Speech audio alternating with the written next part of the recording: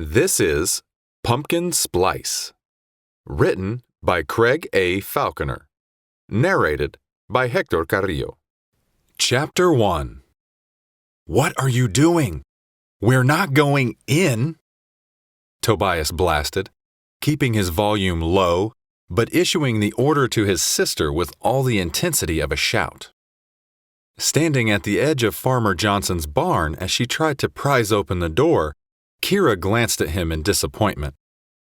Why not? Me and Freddie both think we should, huh, boy? Tobias shook his head. At 12, he was older than his 9-year-old sister and their 2-year-old dog put together, as he often reminded her whenever he leaned on his seniority to justify a decision. Today, he didn't even bother with that. Listen, he told her. I only let you come in case I got caught. It'd be easier to say I was playing around with you guys than it would be if Johnson caught me sneaking around alone out here. I never planned to go inside, and I still don't. Understood? Kira hesitated. I guess I just didn't understand that my own brother was a chicken.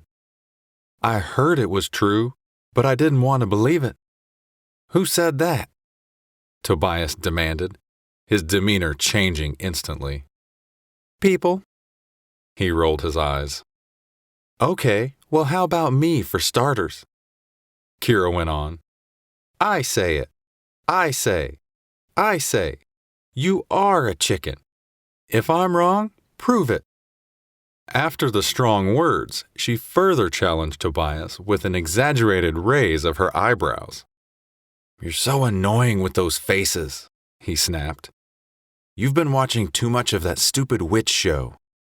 She's not stupid, Kira angrily reacted, still wise enough to keep her voice down, but this time punctuating the words with a shove. And I only have one old DVD, remember? That's what this whole thing is all about. We need to win the pumpkin parade so that... Okay, Tobias groaned. I'll go in if I don't have to hear this whole thing again. As Kira smiled in victory, Tobias looked down at their ever-playful black lab. I guess Freddie isn't stopping us, the boy mused. And they say dogs can sense danger. Kira then stepped away from the unlocked but very heavy door, only too glad to let her stronger brother have a try at opening it. There was a reason they were about to enter a creepy and oddly unlocked barn on the morning of the creepiest day of the year. And to them, that reason felt like a good one. All week, they had seen weird lights, heard weird sounds, and sensed all kinds of general weirdness around Farmer Johnson's barn. Johnson was currently nowhere to be seen, busily preparing for the biggest day on the Hallow Creek calendar. Crowds came from miles away for the famous pumpkin parade and its associated costume contest, all because the town's name evoked Halloween so strongly.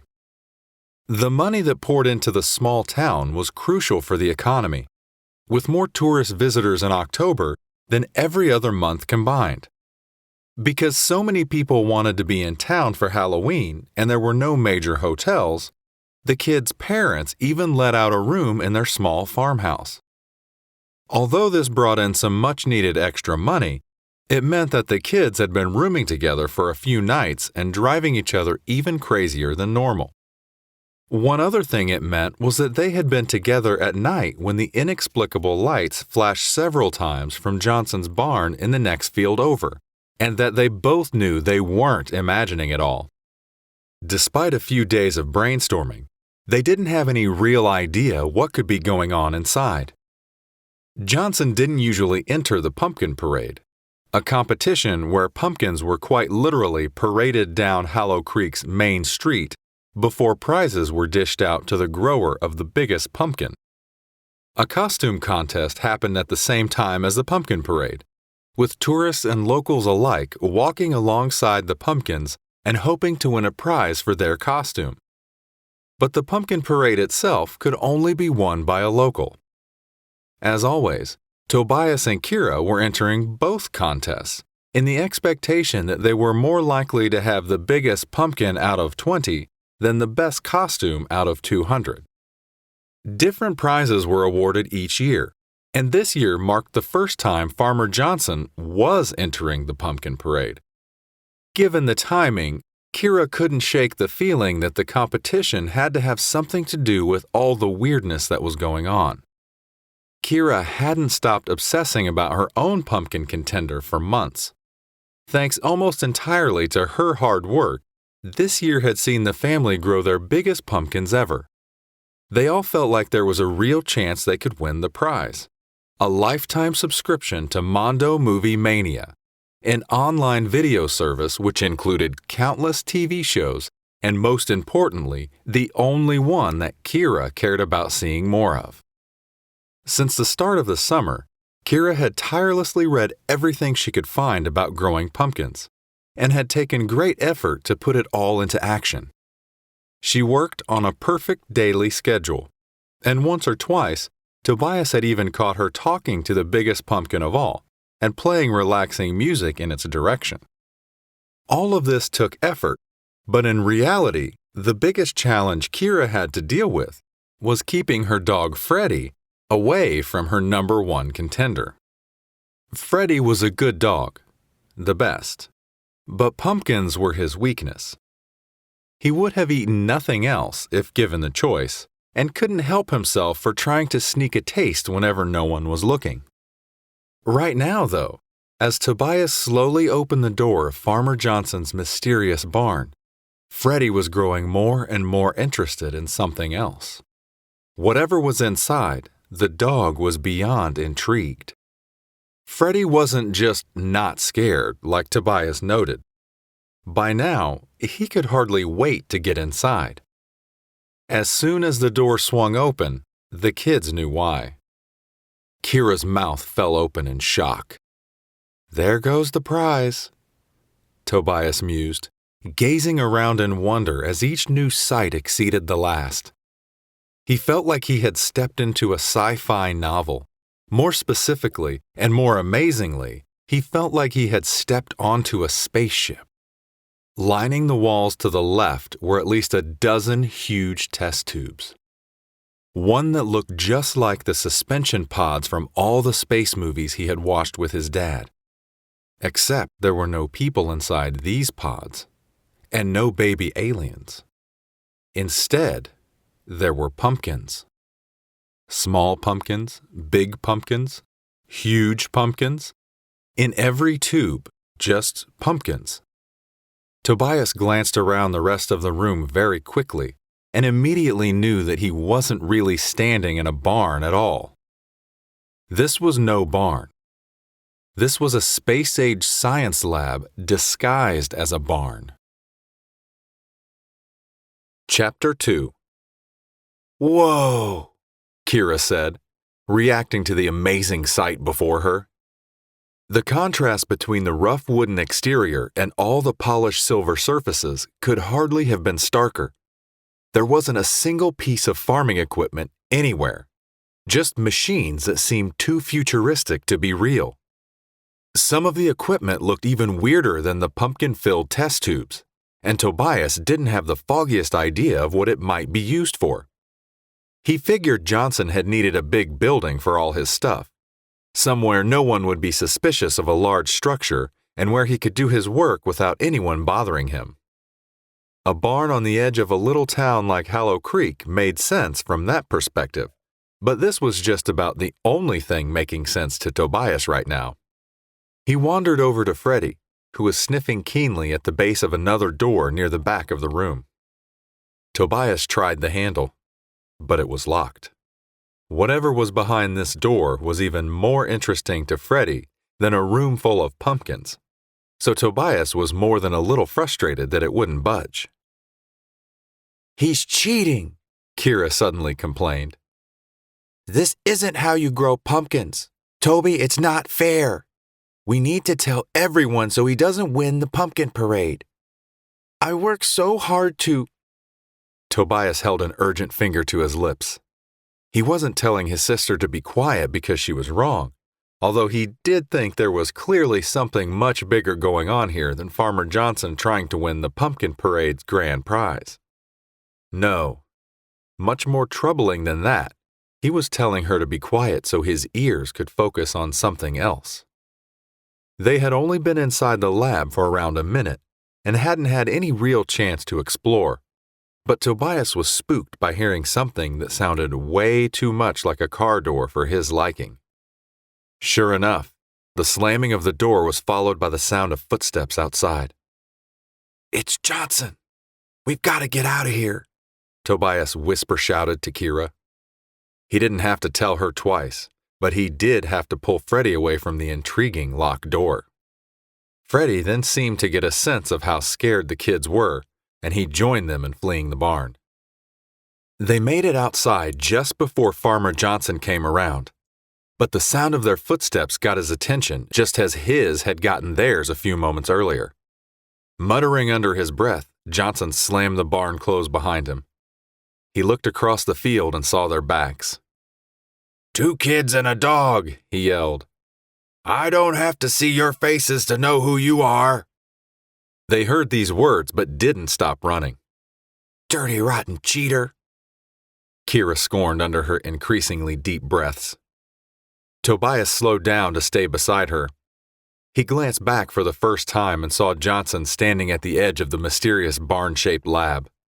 Whatever was really going on in there, and especially behind the locked door, Tobias knew they had stumbled upon something much bigger than a plan to win the grand prize at the pumpkin parade.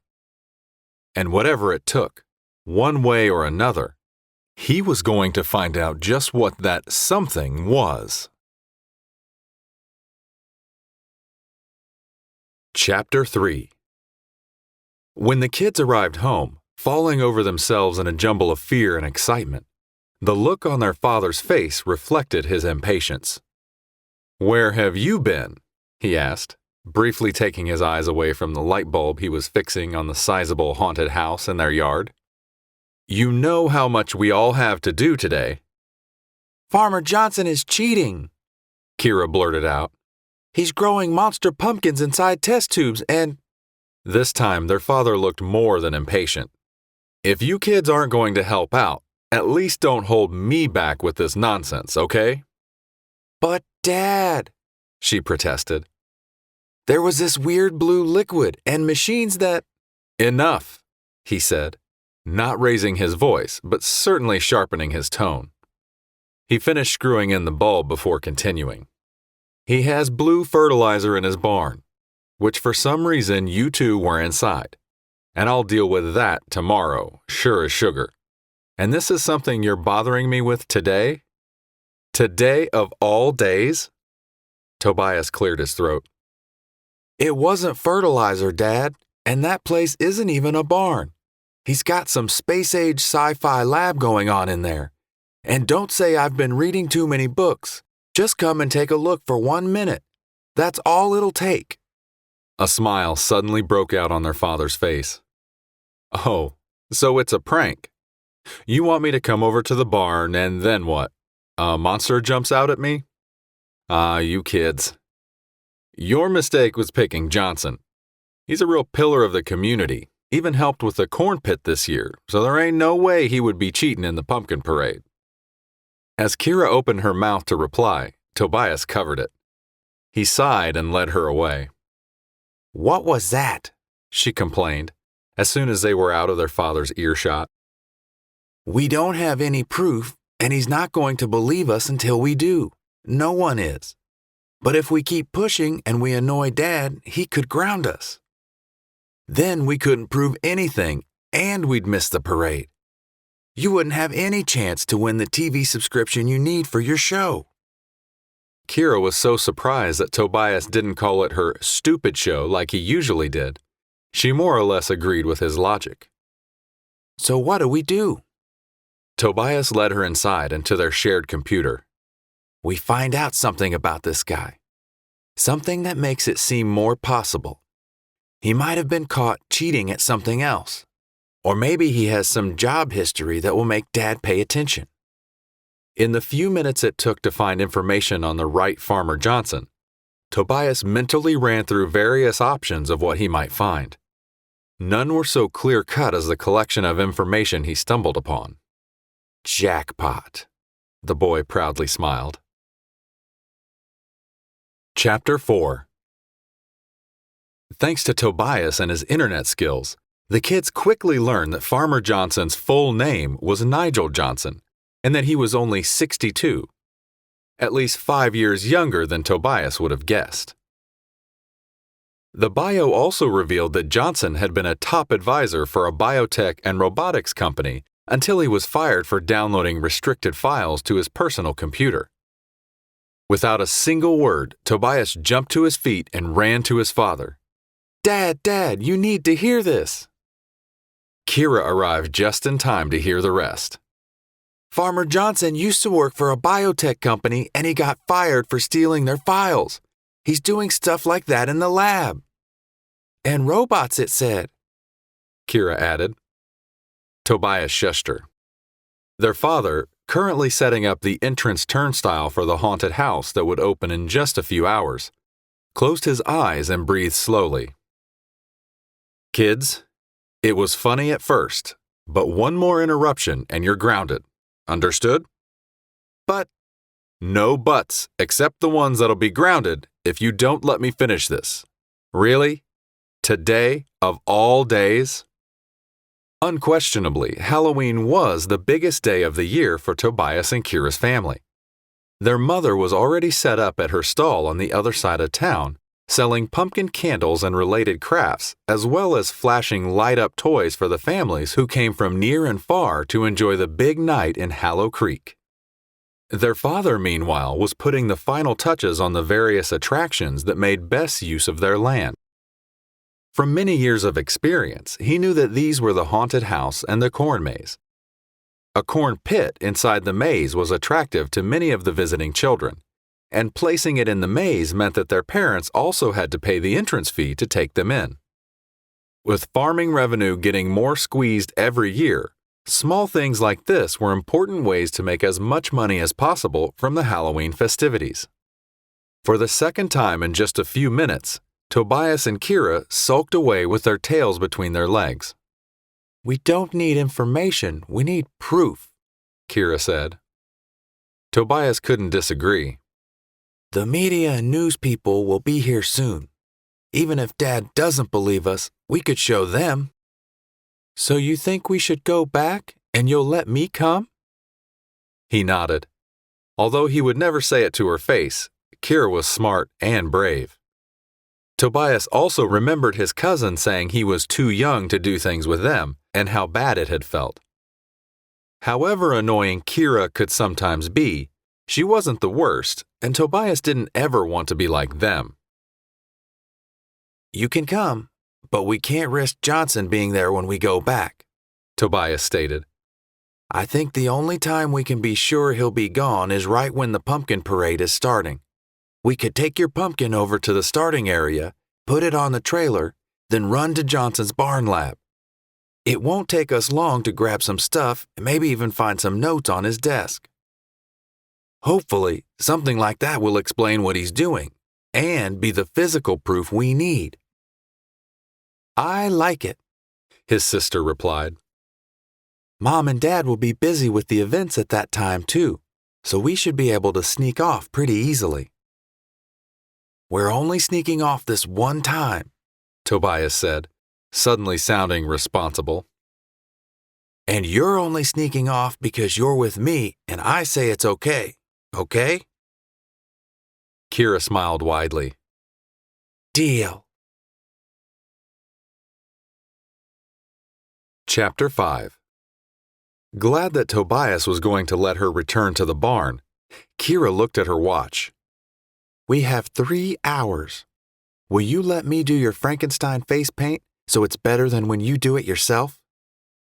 Kira didn't have to ask what Tobias was going as, since he always chose Frankenstein's monster. But this year, she wanted him to make more of an effort so the family had a better chance of winning the TV subscription. After all, it would work on every TV in the house. Tobias shrugged. "Sure, I guess we've got time now. He's only going to be using one pumpkin for the parade, so the rest should still be there. Yeah, and we only need to prove he's cheating before the end of the night, Kira chimed in. That's when the measuring and the judging happens. I think there's a lot more going on than Johnson just cheating to win the contest. But you're right about the timing, Tobias said. We get one chance. We'll bring Freddie again, but this time I'll bring some treats in my pocket too, just in case we need to get him away from some pumpkins in a hurry. You know what he's like. Tell me about it, Kira laughed, recalling all the time she'd had to chase the playful dog away from her prize pumpkin in recent weeks. As the day wore on and Tobias became a more and more convincing version of the famous green monster, he was increasingly impressed by Kira's face painting skills. She let the green dry before she added some purple scars and then handed Tobias the wig that would make his hair look a suitable black color instead of its usual blonde. For Kira, on the other hand, the costume contest brought something of a reluctant compromise. She wanted to go as her favorite witch, the one she was so keen to see more of via the TV subscription she hoped to win. But Tobias had told her a week ago that no one else would know who she was supposed to be. The show had first aired long before either of them were born, he said, and a lot of people weren't familiar with it. She sadly realized he was right. Her costume for the night was therefore a more traditional witch's outfit, complete with the black hat, broomstick, and wart-covered fake nose. The kids were happy with their costumes and didn't have to lie when telling each other they looked good. But both quietly knew that some of the grown-ups who came from other towns and cities were mega serious about their costumes, and that someone in a $1,000 getup that took 100 hours to complete was likely to win. Even though the prize for best costume was another TV subscription along with the bonus prize of a year's supply of candy, something a kid would typically want more than an adult, anyone with eyes could see that certain adults took their costumes way more seriously than any kid ever would. It was still worth trying to win the costume contest, but their real hope for the night was Kira's prize pumpkin. It was so big that it took both of them to lift it onto a skateboard, and they took great care when they wheeled it the short distance to the main road where the parade would start. Kira kissed goodbye for now to her huge pumpkin, which had the initials KP written on the back in large blue paint, as one of the parade marshals carefully lifted it from their skateboard and up onto the large trailer. The kids couldn't see high enough to tell if any others were bigger, but the marshal looked impressed. They also got some nice compliments on their costumes from the gathered crowd, and they hung around near the starting line until a chance came to sneak off. Some of the other costumes were incredible, from werewolves and mermaids to knights in shining armor. There weren't a lot of kids around, as far as they could see, and it looked almost certain that a grown-up would take the best costume prize. The rest of the costume contest participants would walk alongside the trailer on a route that would take around 20 minutes before the pumpkin measuring and costume judging took place, so the kids knew they didn't have long to get back. With Freddie at their side, they set off into the darkness towards Farmer Johnson's barn lab with just a flashlight to lead the way. Happy cheers from the nearby Ferris wheel and corn maze filled the air, but Tobias and Kira had only one thing on their mind. "Ready?" he asked when they reached the door. No glimmer of light came from inside. Without doubt, Johnson was gone. "Ready," Kira gulped. Freddie sniffed eagerly at the large door, which once again was tightly closed without being locked. "Maybe locks would make it too suspicious," Tobias tried to reason with himself. "And we are out in the middle of a field, so he's not likely to need one. Plus, he's been coming in and out," Kira added. "There's probably usually a lock." Tobias nodded, happy enough to believe that, and applied enough force to open the door without too much trouble. Freddie dashed inside without hesitation, even before the flashlight revealed what he was heading for. "Holy smokes," Tobias whispered. Holy smokes was right. Chapter 6. Tobias shone his flashlight into the lab, illuminating two major surprises. The first was that the inner door, previously locked, was now wide open. But the real surprise, and the one that had both kids staring in slack-jawed wonder while their dog charged forward for a closer look, was the truck-sized pumpkin on the other side of the door. Instead of being inside a tube-like pod, this pumpkin was sitting out in the open with several tubes connected to it. Those tubes led to empty pods and must have been pumping in the weird chemical concoction, Tobias figured. His mind wasn't doing a whole lot of thinking as he stared at the impossible vegetable, and even the pumpkin-loving Freddy stopped in confusion when he reached it. Usually, Freddy would gleefully jump on top of a large pumpkin and roll around with it like a puppy. This was no large pumpkin, though. This one truly was the size of a truck. At that moment, it struck Tobias that there were probably two reasons why Johnson wasn't entering it into the parade. Firstly, that it was way too obviously genetically modified to go under the radar. And secondly, that it literally wouldn't have fit on the wide bed trailer. "Dirty, rotten cheater," Kira scowled. She flicked a light switch on the wall to fully illuminate everything inside the lab's two rooms. Tobias stood stunned, still staring at the colossal pumpkin before him. Only when Freddy turned to him in evident confusion did he walk forward. "It's okay, boy," he said reassuringly, crouching to pet the confused dog. "It's just a pumpkin." Once he was in the second room, previously locked out of reach, Tobias noticed that the walls and workstations around its edges were filled with documents. The only thing in the middle of the floor was the giant pumpkin, and the only machines he could see were the pods and tubes providing it with its mysterious nutrition. "Hey, I found something," he called to Kira. "Is it a giant pumpkin?" she asked, trying to force some humor. "It looks like Johnson's notes and stuff like we wanted," he went on, his tone growing more hopeful and excited with each word. Kira continued to the threshold between the main lab area and the giant pumpkin's annex, too creeped out by the sheer scale of the thing to get any closer. Freddy joined her, his interest clearly over in an object that was frustratingly too large for him to tackle. "I'm going to skim some of these notes to see what's the best stuff to take," Tobias said, sensing his little sister's unease. "I'll be quick." She nodded. For the next few minutes, Tobias rushed between different worktops and the various printed and handwritten notes that lay atop them. There were no computers. As he learned new information, he tried his best to pass it on. "It says Johnson has been splicing genes from different plants to achieve rapid and sustained growth," he explained. "There's a genetic switch that tells things when to stop growing, and the research is basically overriding that. That and the final limit on how big something should grow.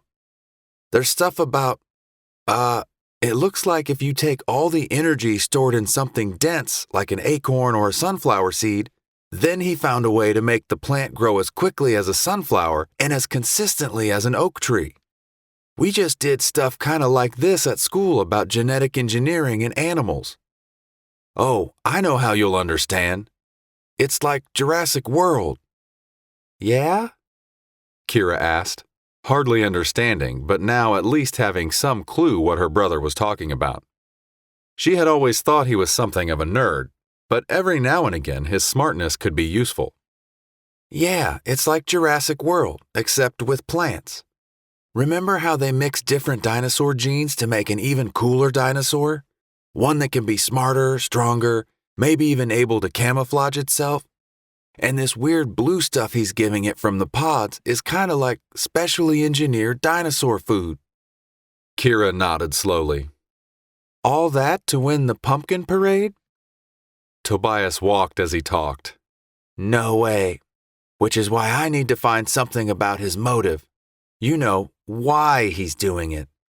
Maybe there will be something in this folder over here, the one that says opportunities."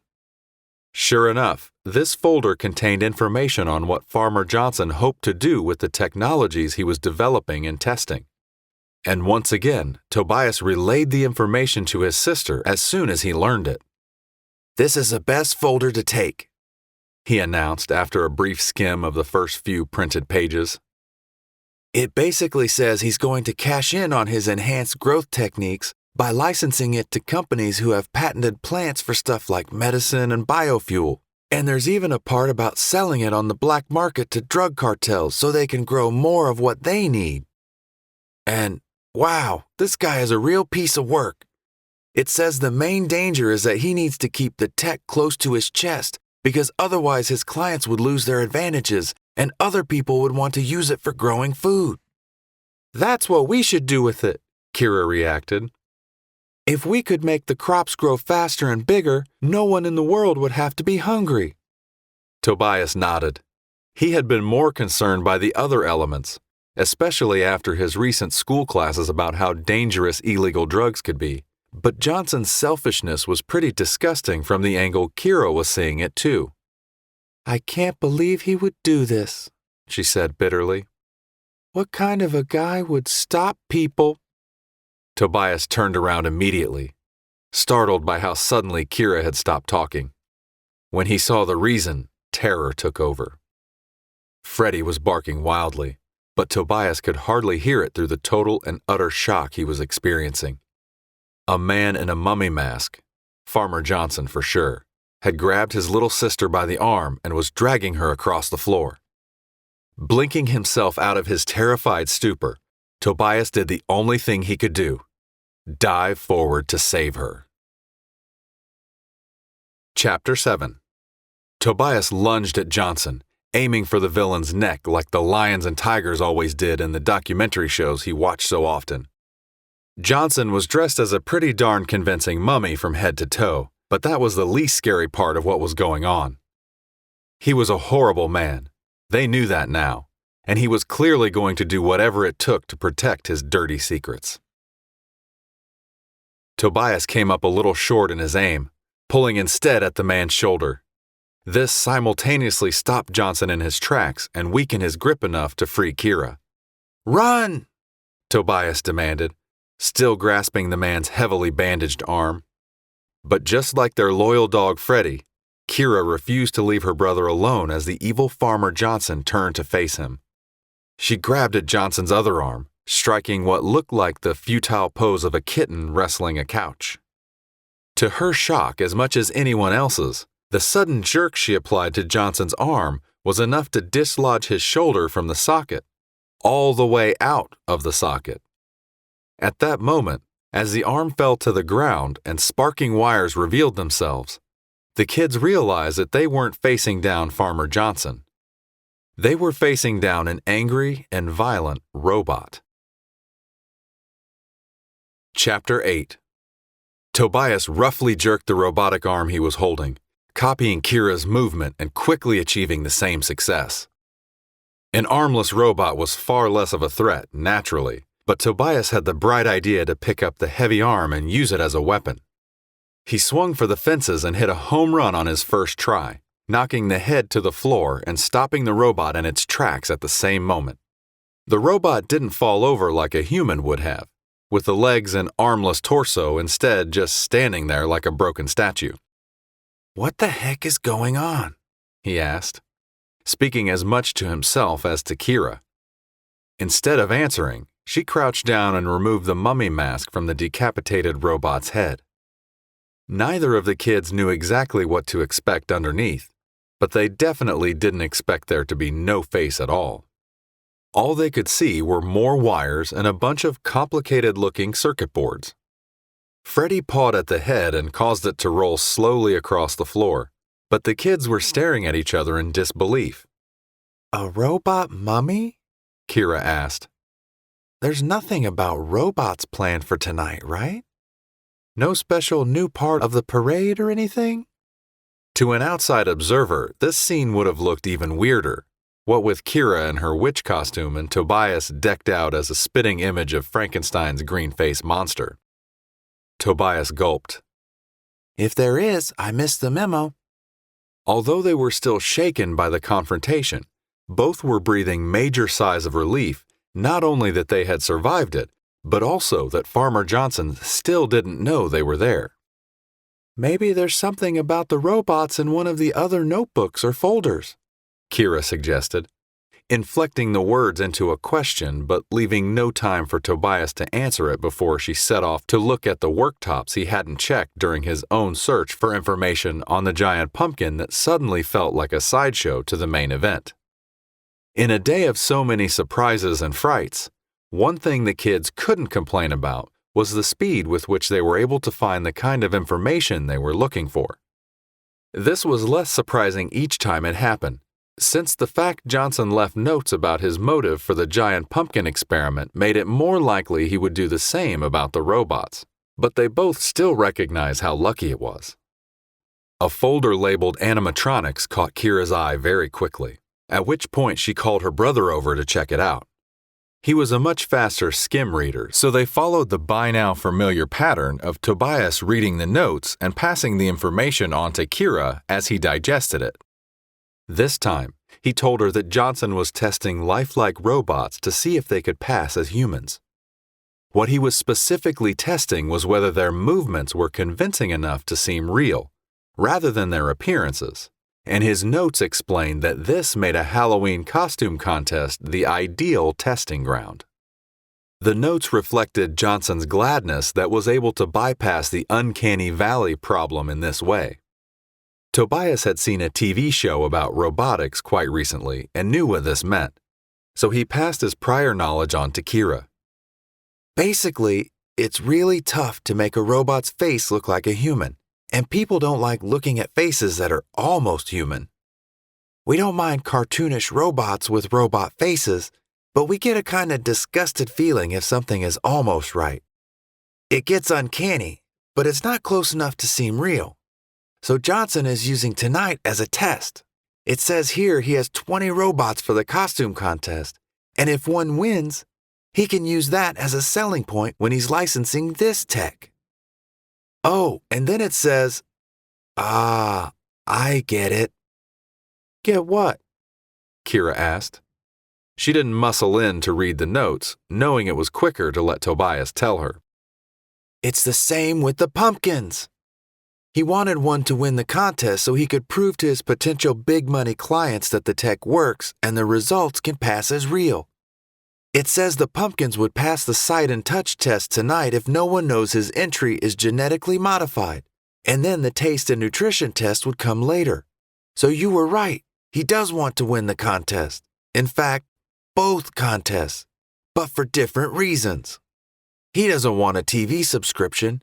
He wants the millions of dollars this stuff can make him once he has proof that the concept works." "And what kind of stuff does it say the robots could be used for?" Kira inquired.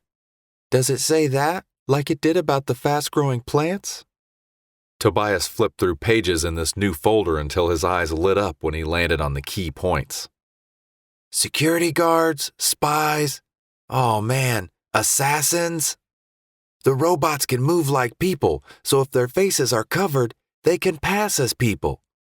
And they don't have morals. They don't have a conscience. They would do whatever Johnson and his evil clients want." "We have to stop this," Kira insisted. For the first time, she leaned in and took over the reading while Tobias stared at the wall and thought. He nodded. "We definitely need to stop them, but these robots are dangerous. We can't just go out there and tell everyone, or the robots could do something really bad. Who knows? Maybe he's remotely controlling them. Maybe they're pre-programmed to react in certain ways. We can't risk it. We need to do something." "Bingo!" Kira said excitedly. "Look, there's an emergency remote control to disable them. He's written it in pen on the last page." Tobias looked down. Sure enough, the scrawled words were there. He read it aloud. "Emergency shutoff remote. Corn pit floor." So he hid it in the corn pit? Why would he write this if no one else is supposed to see it? "I think it was a reminder to himself," Tobias said. "The corn pit only got set up a few days ago, and yeah, Dad said Johnson helped with it this year, remember? We need to go. Grab that folder and I'll get the pumpkin one. We need to get that remote. From the bottom of the corn pit? Kira asked. Tobias shrugged, albeit with a reluctant look on his face. That's where it is. 5 Halloweens ago, when he had been 7 and Kira was only 4, 2 older out-of-town kids had been very cruel to Kira at the corn pit. They had repeatedly thrown kernels at her and tried to push her under the surface, and no grown-ups had been close enough to see it or do anything about it. That left it up to Tobias himself. And although he saved Kira from the bullies, he did so only by inviting all of their attention on himself. Maybe because he was a boy and maybe because he was older, they were even crueler to him. They filled his clothes with the awful kernels and tore his cowboy costume, which would have been bad enough, but one of the bullies even pushed some kernels deep into his nostrils. A grown-up came along just in time, thanks to Kira's quick thinking of running to get someone. But 5 years later, Tobias couldn't help but think of that horrible experience every time he saw or heard about that blasted corn pit. Why did Johnson have to leave his remote control in the stupid corn pit? He silently lamented, before thinking it was probably because the pit was so gross that no one would ever stumble upon something at the bottom unless they were looking for it. We need to go, Kira said, pulling Tobias from his brief and unwelcome trip down memory lane. He nodded and set off. As they sprinted outside with Freddie at their side, all 3 leaving the bizarre-looking mummified legs standing deathly still while the same robot's head and arms lay on the floor, Kira suddenly raised an objection. She had grabbed her broomstick and hat off the floor before leaving, and dearly wished she could have flown across the field like a real witch. Wait, she bellowed. Toby, the corn pit is in the maze, and the maze is that way. Where are we going? Ferris wheel, Tobias replied. Huh? She prodded, panting as she ran. The corn maze is a maze, Kira. We need to see it from above to see the way in. Otherwise, we could be stuck for way too long. This'll take 5 minutes, but it'll save us time. Remember last year when you got lost inside? So did you, Kira protested. Yeah, but not this time. We'll get a view from the sky and remember the directions we have to turn. We can do that, don't you think? If we work together? Kira grunted her agreement. She wasn't happy about this plan, but was glad that Tobias at least didn't goad her about her fear of heights, which he definitely knew about. She also liked it when he was willing to work together on things instead of telling her to get out of his room and leave him alone like he'd been doing a lot lately. And perhaps most importantly, she knew that the stakes were much higher than any Ferris wheel could ever be. The wheel did look too high when they reached it, but Tobias still comforted her by saying that he would be right beside her and it wouldn't last for long.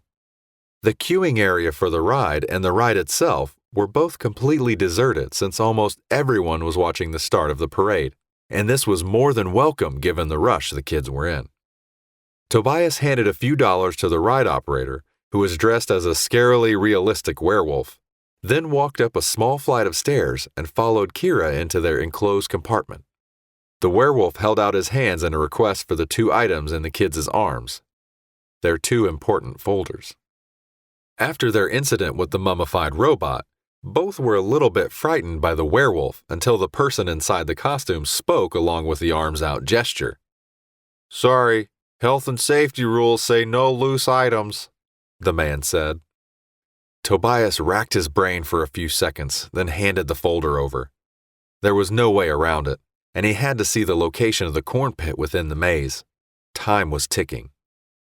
The werewolf placed the folder on the ground indifferently, then did the same with Kira's. When his hands were empty, he kept them out. Hat and broomstick too, he said with an apologetic shrug. Rules are rules. No loose items, just like no dogs. Kira sighed and handed them over. The wolfman put them down not too far from where Freddie was sitting. At last, the man locked the compartment to secure Tobias and Kira inside. Have fun, kids, he said. And only then did the wheel operator remove his mask, revealing something even scarier than a humanoid robot. This time, there was a face, and it belonged to Farmer Johnson. He grinned an evil grin and hit the button to start the ride. "I sure hope you don't get stuck at the top." Chapter 9. "Tobias!" Kira screamed. "What are we going to do?" Just as the scream escaped Kira's lips, the devious Farmer Johnson turned up the ride's scary Halloween music to make sure no one could hear their calls for help. A few moments later, when the wheel reached the top, he paused the ride and left them stranded. Tobias had the perfect view of the maze and could see the way to the all-important corn pit, but this was hardly what he'd had in mind. "I can hardly even see Freddy," Kira said. "Freddy!" Tobias said, a lightning bolt of an idea striking him. And given the height of their metal compartment, he felt relieved there was no real lightning to be seen. "I have his treats in my pocket. Maybe that's it. If I can drop them just past the button that starts and stops the ride, or even better, if I can get one right on the button, he might put his weight on it. It's the only thing I can think of." Kira, scared of heights and only too aware of how little time they had before Farmer Johnson would erase all evidence of his dastardly selfish plans, now that he knew they'd stumbled upon them, could hardly stop herself from crying. Tobias put a hand on her knee and promised her that this plan could really work. He also said that even if it didn't, someone would find them in a few hours at most. The worst that could happen was that Johnson would destroy all the evidence before they could prove anything, but they weren't in any serious danger. No one else was around due to the huge distraction of the pumpkin parade, but crowds would be milling around this area again soon, and the real ride operator would be back in charge. As soon as he heard the word "hours" leave his lips, though, Tobias regretted it. That was hardly what someone with a fear of heights wanted to hear. To his surprise and admiration, though, his little sister's tears weren't about herself. "But if we don't get down quickly," she stammered, "we won't be able to prove what he's been doing, and all of the special new food-growing ideas won't be able to stop people from being hungry." She was usually annoying, as all little sisters were, but Tobias felt proud of Kira in that moment and doubled down on his commitment to make the plan work. Before Tobias dropped the first dog treat, Kira stopped him. "Wait," she said. "Do we definitely know the route through the maze? To the corn pit?" Right, forward, left," Tobias said. "That's my 4. Forward, left, right, forward. That's yours. Just remember, forward, left, right, forward. Okay? FLRF. Kira held her arms out like she was dancing, pointing outwards, then left and right, and outwards once more. Tobias didn't complain. Whatever worked, he would take it. Looking out from their elevated position also revealed the main road, where the pumpkin parade was in full swing. A lot of people were walking alongside the trailer, but the kids now knew that almost 20 of them weren't really people at all. Right, forward, left, Tobias repeated in his head. He then stretched his arm through the bars of the compartment and dropped a dog treat toward the ride's start and stop button. It didn't land particularly close, but the positive element was that Freddy raced to it right away and was quickly looking up in anticipation of more. "Good thing our dog has an appetite," Tobias joked, finding a brief second for humor. Kira smiled at his attempt to make her laugh and ease her mind, but she really just hoped that his next attempt at landing a treat on the button was better than the first. It was, but not by much. The third was even better, but still didn't quite land in the right spot. The fourth slipped out of his hand a moment too early and didn't go anywhere close. And when it came to the fifth, he warned Kira that there were only 4 left. "Do them all at once," she suggested. "This isn't working, but that might. And maybe even if you miss, The way Freddy has to move between the treats could take him over the button. It's worth a shot, don't you think? You try one, then I'll do that with the 3 if yours doesn't work, Tobias suggested. Unless you want to try 2. She accepted 1, but no more. Had their parents seen them working together like this, they would never have believed it. Kira's effort was fairly close, but not close enough, meaning that all hope rested on her idea of a simultaneous multi-drop. Tobias held his breath and let the last 3 treats fall to the ground. One looked all set to land on the button, and it did, but it then bounced off. An agonizing feeling of disappointment rushed through the kids, but Freddy's excited reaction to seeing not 1, but 3 treats fall from the sky at once gave him a glimmer of hope. The dog bounced a few times before choosing which to go for first, and then bounded towards the second in a direction that took one of his paws directly onto the button. Before they knew it, the wheel was moving again. Nice drop, Kira beamed. Nice idea, Tobias said. But you know what comes next, right? Kira gulped, joy replaced by fear all over again. Yeah, she replied weakly. We have to jump out. Chapter 10. I have to jump out, Tobias corrected her. As long as you're okay going around one more time by yourself, I can jump out and then stop the ride next time you're at the bottom. You can do it, I know you can.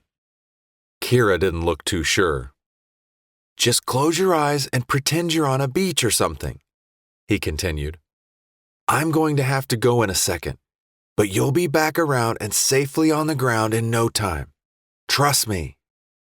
With her eyes closed, Kira nodded weakly.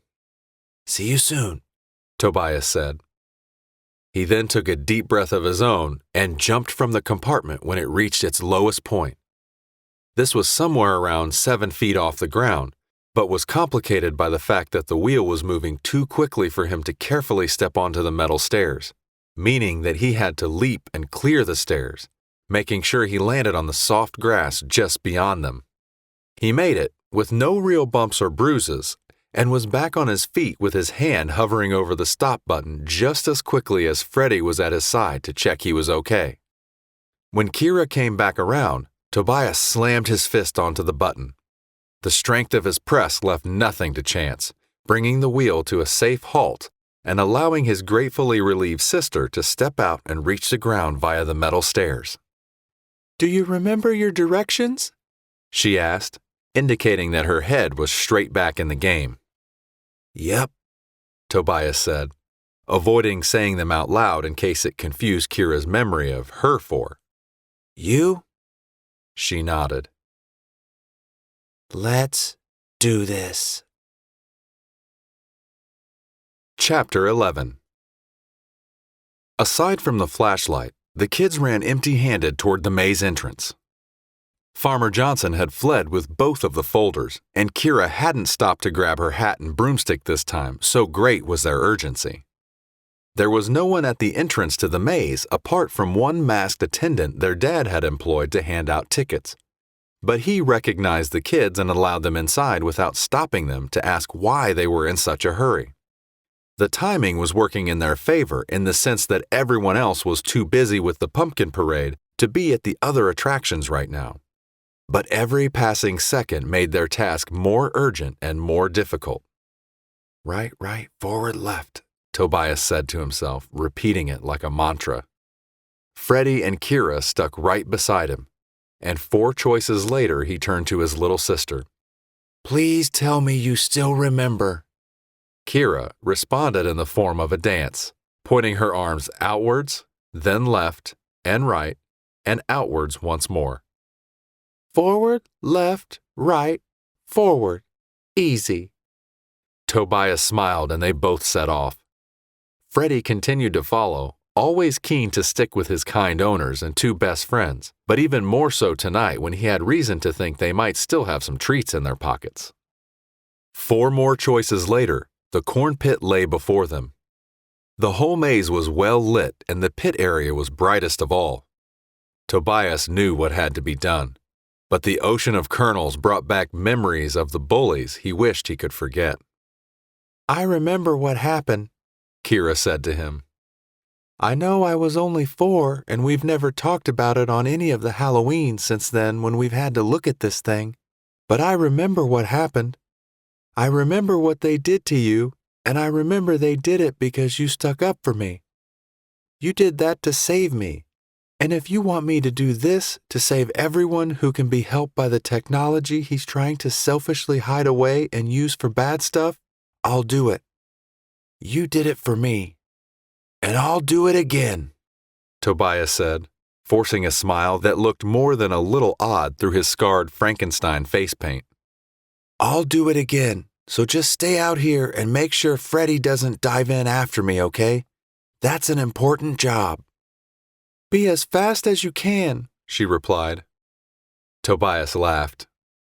"I wasn't planning on being in there a second longer than I need to. I'm just going to feel for the bottom with my hand and check it section by section. It won't take long." At that, he was gone. The pit was deeper than he remembered, and although he could easily close his eyes and mouth while he felt for the remote control, he could do nothing to stop the feeling of kernels in his nostrils. This brought horrible flashbacks into his head, and he had to come up for air after just a few seconds. Blowing the kernels out of his nostrils, Tobias tried to focus. "You can do it," Kira called from behind him. "I know you can, and so does Freddy." The dog barked gently at the sound of his name, almost like he was agreeing. This gave Tobias energy to dive back down and slide his hand along the floor in search of the remote control. Tobias grasped it with both hands, feeling it slowly with each in case one might have been wrong. But no, he was sure. He had it. Rushing to the surface even more quickly than last time, he held it aloft like the trophy it was. "You did it," Kira said, beaming with joy. But the smile quickly faded into a look Tobias was far less happy to see. Oh man." Chapter 12. "Oh man, what?" Tobias asked, still grasping the remote control, but now worried by the sudden change in Kira's tone. He glanced around in every direction, looking for a sign of any potential dangers. His concerns faded as soon as his sister started laughing again. "Well, you don't exactly look like Frankenstein anymore," she said. "More like Cornystein." Tobias touched his face, thinking he could feel an odd sensation on his skin, and sure enough, his fingers passed over countless kernels of corn that had stuck to his dry but still sticky face paint. "I bet there won't be any Cornystein at the parade," he chuckled, rushing out of the pit and encouraging Kira and Freddy to run back to the edge of town with him as quickly as their legs would allow. It wasn't far, maybe 3 minutes away at most, but they'd already done quite a lot of running. Nevertheless, Kira continued like a trooper and ran as fast as she could. She more than once told Tobias to run ahead and insisted she would be okay so long as he gave her the flashlight. But he flat out refused to leave her alone when Farmer Johnson and his demented army of robots could be lurking anywhere. "We can't hit this button to pause the robots until we're there to explain," Tobias said over his own deep breaths. "Otherwise, people are going to go crazy wondering what's going on. I'll climb onto the trailer and tell everyone what's happening. Then, hit the button. Seeing is believing, and that's all the proof we need. Once people see that, they'll be way more likely to believe the rest of what we say. And there's no way Johnson could have destroyed all the evidence. He only had like 10 minutes of a head start. And he's old." Kira shared her brother's optimism about how things would play out. She was usually more optimistic than him, if anything, and before long they reached the main road and could hear the parade up ahead. "We could think about this forever and not decide on the exact best way to do it," Kira said. "But we don't have any time, so just go with whatever comes into your head. The main thing is that we're here and we're going to stop those robots. Seeing is believing, remember? Tobias agreed entirely. Less than a minute later, when they reached the pumpkin parade, just after it reached its finishing point, he cleared his throat and yelled as loudly as he could, "Farmer Johnson is cheating! Some of these contestants are robots!" This drew a warm burst of laughter from the crowd, quite understandably. But all of that stopped when Tobias hit the terminate button and each of the robots immediately ceased moving. This didn't cause any obviously non-human reactions in most cases, but the handful of robots that had been midway through taking a step were left hanging as though time itself had been paused. 3 in particular were instantly noticeable, bringing frightened screams from some of the people nearest them. "There's nothing to worry about," Tobias insisted, trying to make sure things didn't get out of hand. Keeping a lid on everything and making the rest of the night go as normally as possible in front of the media was the best way of giving the local sheriff and the kids' parents a chance to look over everything at Farmer Johnson's place and decide what to do next. To that end, Kira joined Tobias in telling everyone that they found out someone was cheating in both contests. Not only by putting robots in costumes so he had multiple chances of winning, but also by genetically altering his pumpkin crop to make one bigger than anyone who was playing fair could ever compete with. "It was Farmer Johnson. His pumpkin is probably going to be the biggest one there." Once she shifted her viewing angle so that she could see all of the pumpkins on the trailer, Kira noticed that hers was indeed the second biggest. Only one was bigger, and sure enough, it had the initials NJ painted on the side. Farmer Johnson, or Nigel Johnson, had set out to win the pumpkin parade as a way of proving the viability of his ideas, and entering the more impressive but obviously altered super pumpkin from his lab would have been a self-defeating move. "Altered?"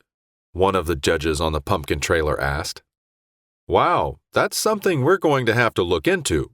But since you were right about these robots, I don't think we have much choice other than to provisionally disqualify NJ, which is, let's see, Nigel Johnson's pumpkin from consideration." "So, I win?" Kira asked, beaming with joy as she pointed proudly to her pumpkin. "That one is mine." The judge smiled, if a little suspiciously now that he realized Kira's exposé seemed set to result in her own victory. "Well, like I said, we'll have to investigate, but if we find evidence that Nigel Johnson's pumpkin has indeed been genetically altered, you will win the subscription to Mondo Movie Mania, giving unlimited access to the thousands of movies and TV shows." "Yes!" Kira yelled, unable to contain herself. "Have you judged the costumes yet?"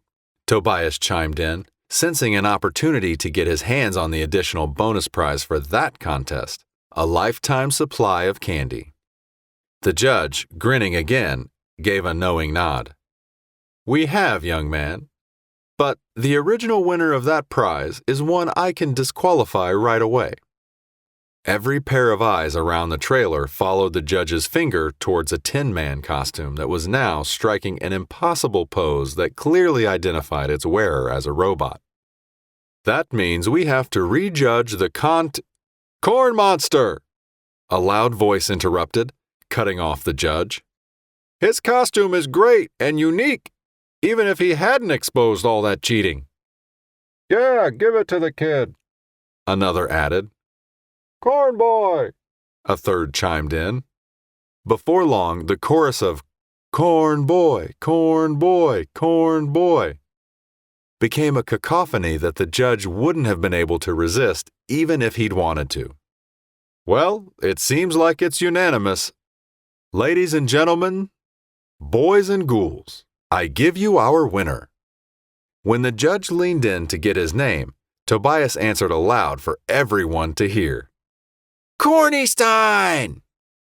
The judge formally announced Tobias, aka Cornystein, as the winner of the costume contest, then held a microphone to the boy's mouth so he didn't have to shout anymore. Technically, I think this award should go to my sister too, Tobias said, because she helped with my costume and I think hers is better anyway. Even without the broom and the hat and the fake nose that fell off, she still has the dress. Besides, just because you all don't recognize it, that doesn't change anything. She looks just like the one specific witch she's trying to look like. Seriously, Kira, you're the best Samantha I ever saw. It's Sabrina, she scolded, not getting that Tobias was messing with her on purpose by hitting this joke one last time. Just seconds later, their father appeared at their side, having heard their voices over the commotion of the crowd. He arrived as quickly as he could, and the kids were just as quick in telling him everything that had happened and what they thought should happen next. "I'm sorry I didn't listen earlier today," he said, clearly meaning every word and upset with himself for not believing them. "You kids get home and I'll take the sheriff over to Johnson's barn right away, because that does sound like the best way to do this without making a huge spectacle that could go wrong. Good thinking, you two." After 2 long hugs and 1 repeated apology, their father ran to get the sheriff's attention. Barely any time later, the kids saw them both set off towards whatever was left in the barn. "You're going to be able to watch your show as much as you want," Tobias said, turning to Kira.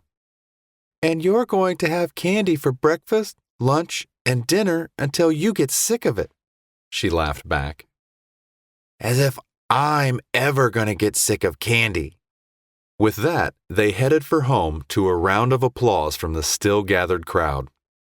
Those tourists would continue to enjoy the town's festivities for hours to come, no doubt riding the Ferris wheel and navigating the corn maze without any idea of the adventures the kids had gotten involved in while everyone else was following the parade.